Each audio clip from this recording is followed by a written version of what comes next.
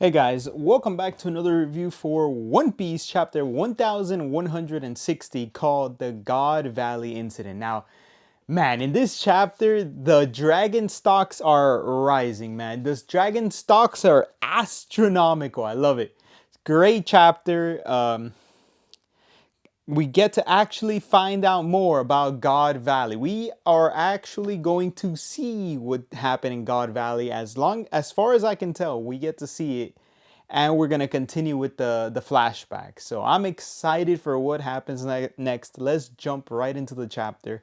So we get to actually see that the celestial dragons, most of them, or all of them actually, know about the Davy lineage. It's not an actual secret. They might even know about Joy Boy's history because they're all calling out about the lineage. They're saying it's a loathsome lineage, it's awful, they're the worst. So the history books are written by the winners, and whatever emu or propaganda they use to instill this, they're looked at as like the outcasts and bad people to the celestial dragons. So they're trying to get rid of this race at all costs, and they're giving a special prize and points for them. We have dragons saving the kids with small panels, but the mother sees how awful this person is and gives the kids basically to dragon to save them as best they can. Give it to somebody that is warm heart, that has a warm heart. Unfortunately, we do see Shamrock ends up with Figureland Garling. So I really want to see the dynamic between Garling and Shamrock and Shanks in this case, because now you have a nature versus nurture type of thing, where you're not bad by nature, but you're nurtured here with who you're raised. So Roger, Garling, let's go. So they start the games.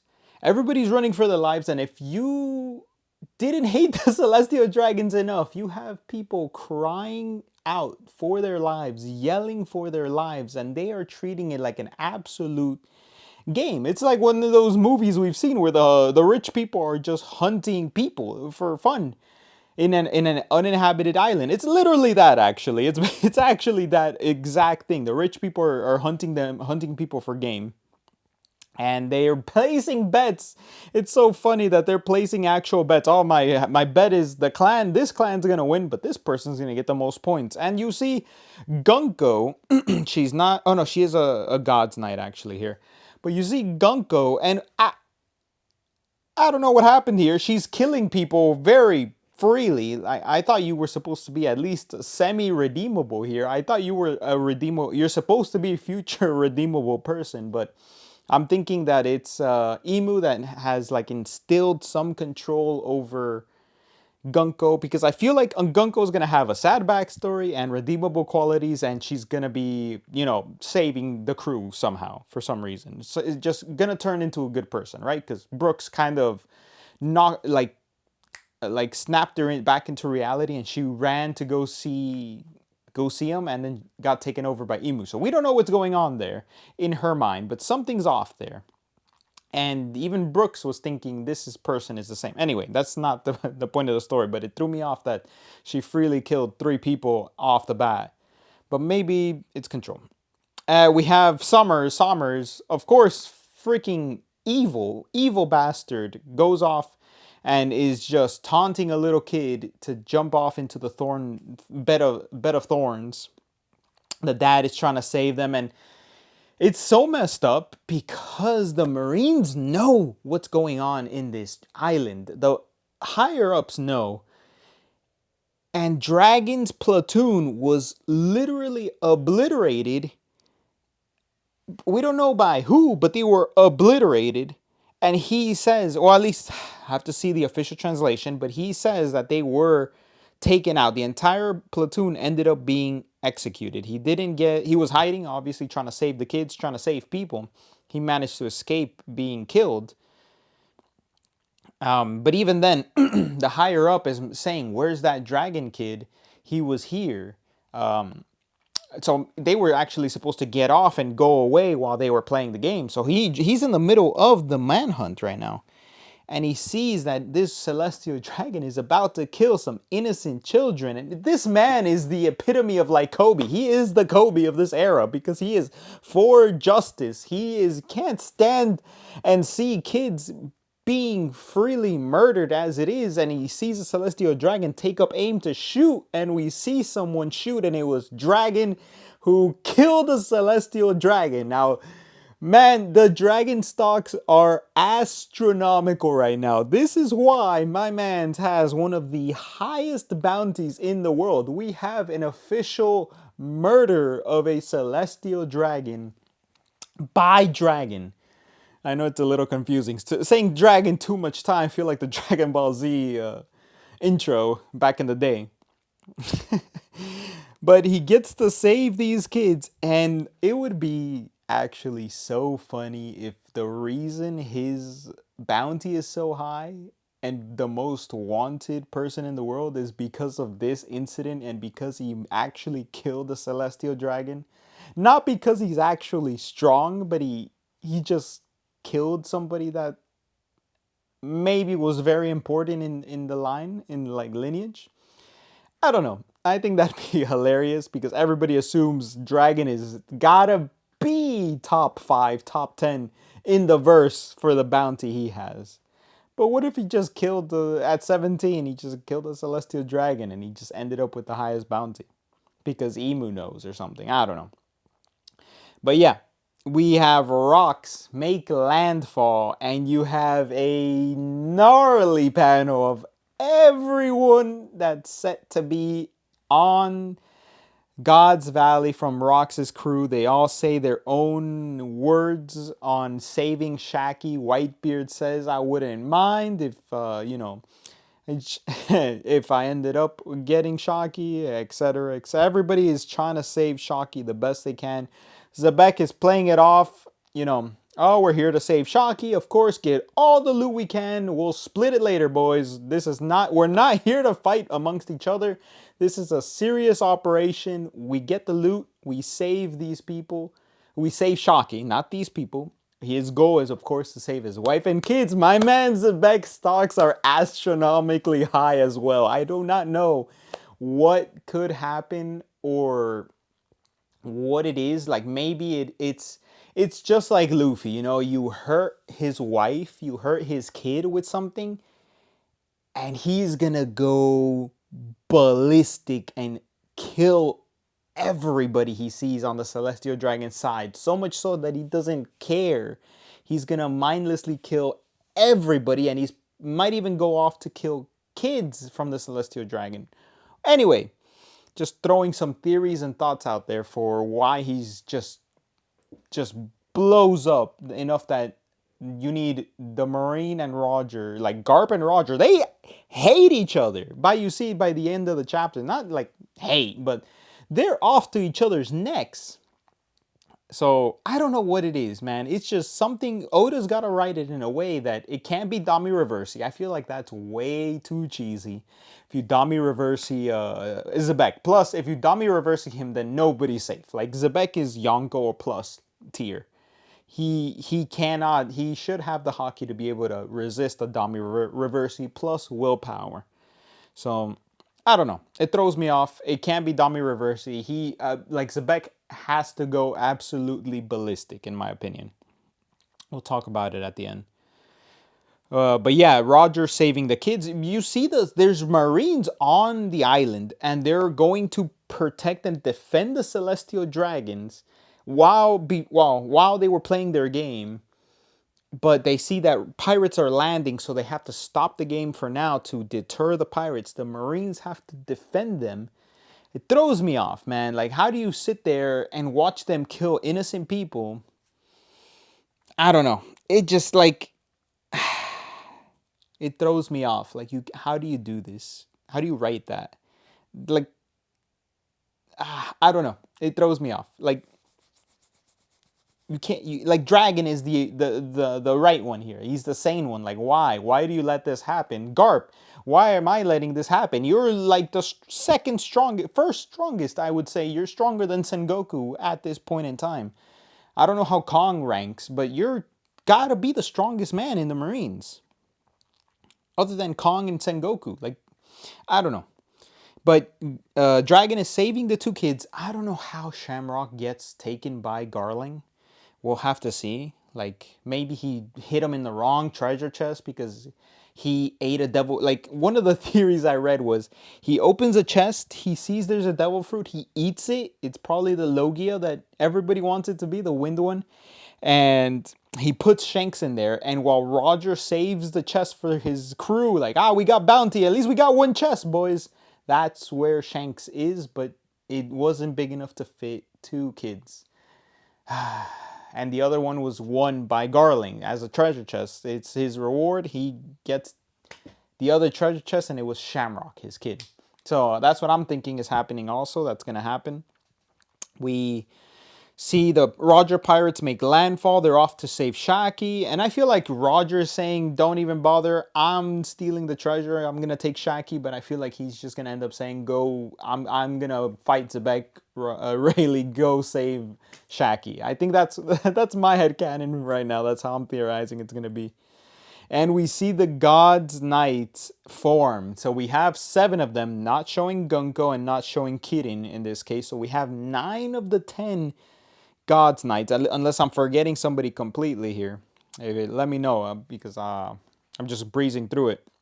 But we have very interesting characters, and unless they're all on devil fruits, so one of them looks like an Oni with long arms.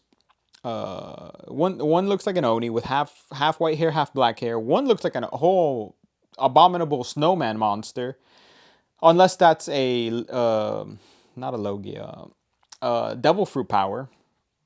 You have young Sommers. So Sommers does look young. So he doesn't look like he has the invincibility here, maybe.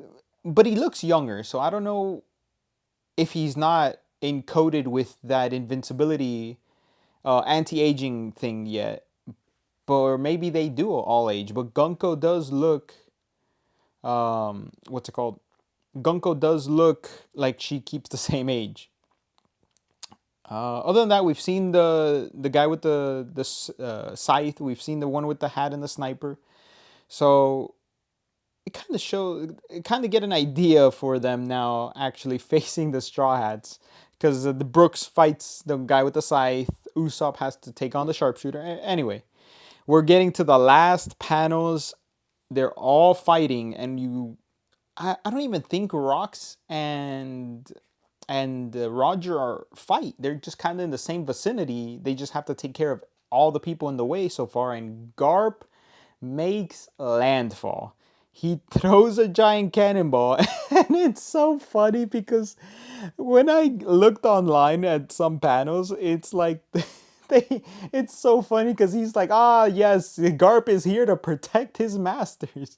Like, no, man, Garp is here to fight Roger because he hates Roger so much. He'll fight on their side to fight Roger. He'll protect them to fight Roger. But it throws me off because Garp, like, why? I know I know he says they're scum, literal scum of the earth.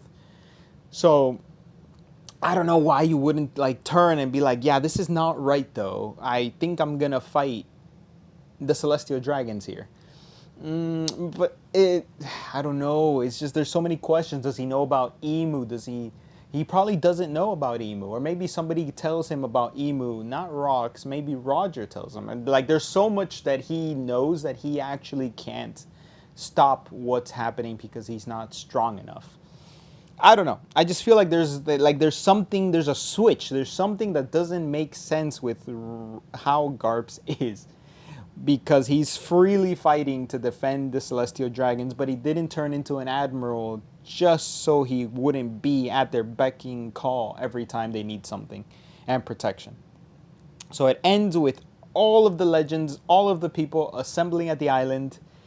And you have Rox, you have Roger, and you have Garp. So, I mean, what's going to turn Rox against such a threat? What's going to turn Rox into such a threat? First, what makes Rox go ballistic? Has to be that they hurt his... It feels like it really reminds me of Luffy. And he doesn't have many things that'll make him, like Luffy, get mad. or even kill. Well, Luffy's not like rocks in that sense, but something that'll make him go ballistic would be, I assume, the only thing he has, and lineage wise, is his son and his wife.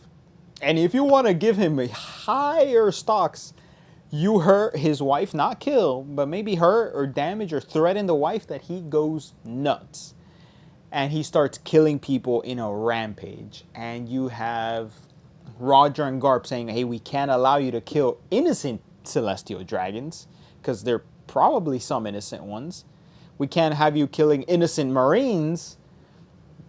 So we need to stop you here, because that's the only way. Like, I don't know, like Emu will come down and say the order, like, you have to, I don't know, you have to stop him. Or, but why is Emu not making a move? There's so many questions, man. My head is rattling around how Oda's gonna play this. There's actually so many writing, like, there's so many writing techniques that he can do for this. I don't want him to get Dami reversied. Please, please, please, please, please do not let him get Dami reversied. That is actually my least favorite way he would go, because that means no one is safe from getting Dami reversied, and Haki doesn't prevail there. And that would suck. That would really suck. I would like for the attempt to be there, and it doesn't work. I'd like that. Oh, man. What if they Dami reverse his wife? That would be messed up.